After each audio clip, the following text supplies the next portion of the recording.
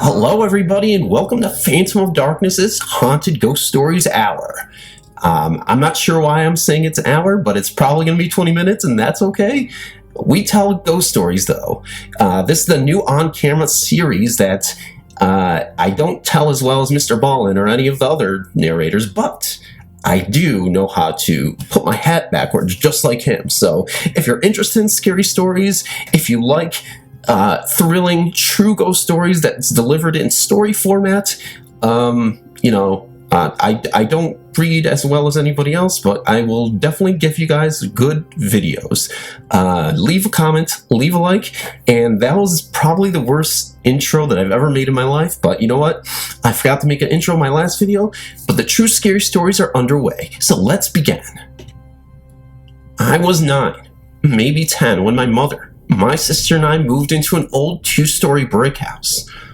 We rented the bottom floor, while an elderly woman lived upstairs. When she eventually moved out to live with her daughter, my mother decided to rent the upper level as well, giving my sister and me our own rooms. My sister took what had once been the upstairs living room, now repurposed into a bedroom, while I was given the actual bedroom. It was delicate, almost too perfect with floral wallpaper, like a preserved memory of someone long gone. Across from the living room was another entrance, leading into a cramped, low-ceilinged space tucked into the gable of the house.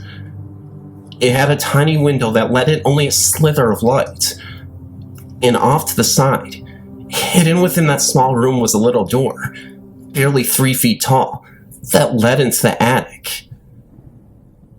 I named the little room the nursery, without knowing why.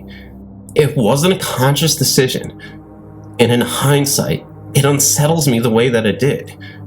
There was no crib, no evidence it had ever housed an infant, yet the name felt right. That room, however, was always unbearably cold, even when the rest of the house was warm. The kind of cold that isn't just temperature, it's something deeper, something that lingers in your bones. I tried keeping my desk in there, imagining it was a cozy study nook, but I couldn't stand it for long. Within a month, I moved my things back into the bedroom. Something was wrong with that little door leading into the attic. It had a latch, sturdy enough, but it wouldn't stay closed. Some nights, I'd wake up to find it ajar, despite wedging things against it. The first time, I convinced myself I had simply forgotten to shut it properly. But after the 3rd, 4th, and 5th time, I started to feel watched. Not just unease, something more primal, like prey sensing a predator just behind the tree line. Then one night, I woke up. The door to the nursery stood open. A figure at the foot of my bed, silhouetted in the darkness. It was tall, an adult, certainly, but no features were visible. It wasn't a shadow cast by the streetlights. It was something solid, present and watching. For a moment, I thought it was my mother, but the shape was wrong, unmoving, unnaturally still.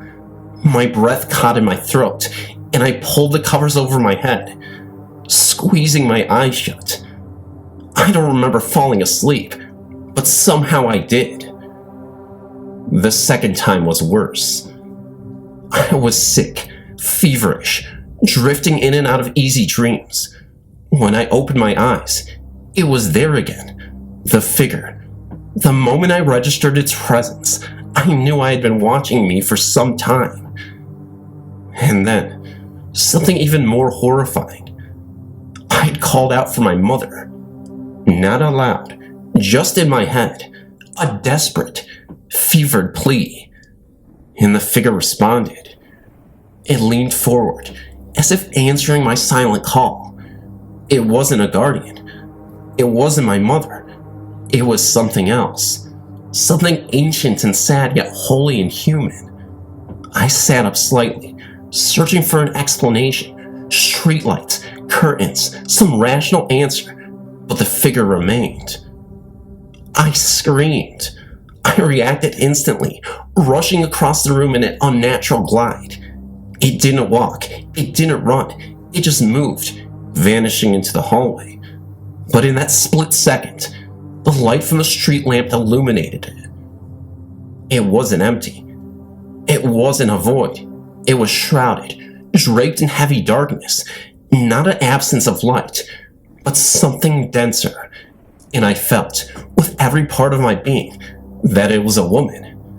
I never spoke of it, not to my mother, not to my sister. I pushed it deep down, rationalized it, told myself I had been dreaming.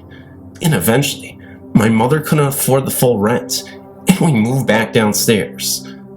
A year later, we left the house entirely. But it just wasn't me. Years later, long after I had buried the memory, my mother and I were talking about ghosts. Just casual conversations, nothing serious. I asked if she had ever seen something from the corner of her eye. Something she thought was there, but wasn't. She shrugged. No, never. I let it go, but minutes later, she brought it back up herself. Actually, do you remember that brick house on Chavino? The one where you girls stayed upstairs? She hesitated. One day, when you were at school, I went up there to grab some towels. I was standing by your closet, looking out the window, when I got this awful feeling, the kind that makes your skin crawl. And then, I swear I saw a woman standing there, looking at me. Where? I asked, my throat tightening. She hesitated. By that little cold room. The one in the front. The one with the tiny door. She had no way of knowing. I had never told her about the figure in my room. But she had seen her too. And she had been awake. After my senior prom, my buddies and I dropped off our small-town Tennessee dates and headed to another friend's house to unwind. The prom had been rough on all of us. We never seemed to pick the right dates, and we were just zoning out on the couch watching TV. This was '83 after all.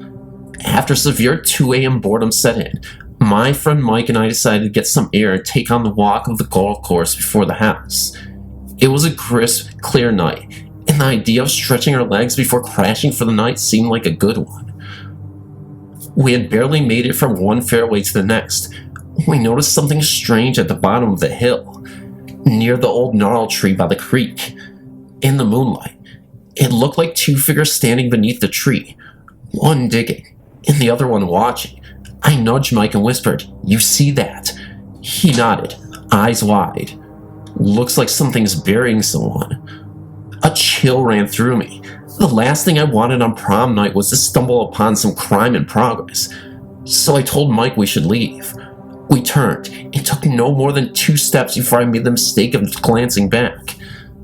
The figures had moved fast. In the span of a second, they had closed at least a third of the distance between us. But they weren't running. They were gliding. "Run!" I shouted. We bolted up the hill, tearing through the grass. I didn't dare look back again. I could hear something moving behind us. Too fast, too smooth, and too silent to be anything human. "Don't look back," I gasped, remembering every horror movie mistake. Mike, however, didn't hear me. He made the fatal error of turning his head just as we reached the paved path. He let out a strangled cry and tripped over the knee-high chain that kept golf carts from veering off the course. He hit the ground hard, skidding on the dewy grass. Without thinking, I vaulted over the chain and yanked him to his feet. We reached the house, slammed the door, and locked it, our hearts pounding out of our chests. Our friend Kermit, naturally skeptical, thought we were messing with him. "You idiots probably were seeing shadows. Let's go check it out."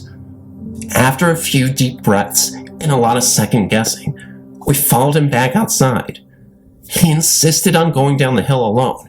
We waited at the top, barely breathing. A few minutes later, Kermit's blood-curdling scream split the night. "Go, go, go," he shrieked, tearing up the hill, his face white as a sheet. "She's behind me." We didn't wait to see who she was. We turned and sprinted back to the house, locking every door and window behind us. That should have been the end of it, but it wasn't. After we finally settled down and convinced ourselves it was all in our heads, Mike and I decided to drive home. It was nearly 4 a.m. by then, and the roads were empty. The only way back to my house was a long, winding road through a stretch of farmland and dense woods. Halfway through, as we passed an old abandoned church that had been boarded up for decades, I saw movement in the rearview mirror. A figure in a long, tattered habit stood in the road behind us. A nun. "Mike." Before I could finish, the figure lunged forward with impossible speed, chasing the car. Her face was pale and hollow, her eyes sunk in pits of blackness. I slammed the gas, but no matter how fast we went, she kept up. Her habit flipped wildly, but her face remained still, locked in a dead stare. Then she opened her mouth. A piercing wail filled the car, a sound so shrill and otherworldly that my ears rang in pain. The dashboard lights flickered, the temperature inside dropped, and her breath misted in the air. "Go, go, go!" Mike was nearly in tears. We barreled down the road, pushing 80 miles per hour, but still she ran, inches from her trunk. Her lifeless eyes locked on me through the mirror. Then, just as suddenly she had appeared, she was gone. The moment she vanished, the radio crackled to life with static, and beneath the static, a voice whispered 2 words: "Turn back." We didn't. To this day, Mike refuses to talk about the night, and whenever I drive past that church, I make sure to never ever look in the rearview mirror. Years later, when my folks finally joined that country club, I played golf there for the first time, near the 6th tee, about 300 yards from where we first saw those shadowy figures, and I found something that still chills me to this day. 2 weathered headstones. The graves of a farmer and his wife, who once owned the land. And in the church's old records, mentions of a nun who disappeared from the Covenant in 1912. She was never found. My parents recently purchased a secluded home on 180 acres. The house, built in the 1950s, sits atop a large hill, surrounded by a dense forest of trees that seem to whisper when the wind cuts through them. It was peaceful at first, but something about this house is deeply wrong. I didn't want to believe it at first, but the events that followed changed my mind forever. In the first encounter, it started with my youngest sister, Monica. She was practicing the piano in the den, growing increasingly frustrated as she fumbled over a difficult piece. Then, a soft, whispery voice spoke from behind her. "Come on, Monica. You can do it. Keep trying." Thinking it was Mom, Monica turned around, only to find a frail old woman sitting in the lounge chair by the window. She was dressed in all black, her hands gnarled like the roots of an ancient tree, her face sunken and pale. The moment their eyes met, the woman simply vanished. Monica let out a scream that sent the rest of us running into the room. She was trembling, pointing at the now empty chair, but there was nothing. The mirror incident. A week later, Monica was taking a shower in our mother's bedroom. She happened to glance in the mirror while rinsing shampoo from her hair, and that's when she saw it. A large face, wrinkled and lifeless, staring at her from just inches behind her reflection. The eyes were wide, empty pools of shadow. The lips curled into a faint, unnatural smile. Monica didn't hesitate. She bolted from the shower, naked, screaming through the house and right into a room full of our parents' friends. She refused to shower in that bathroom ever again.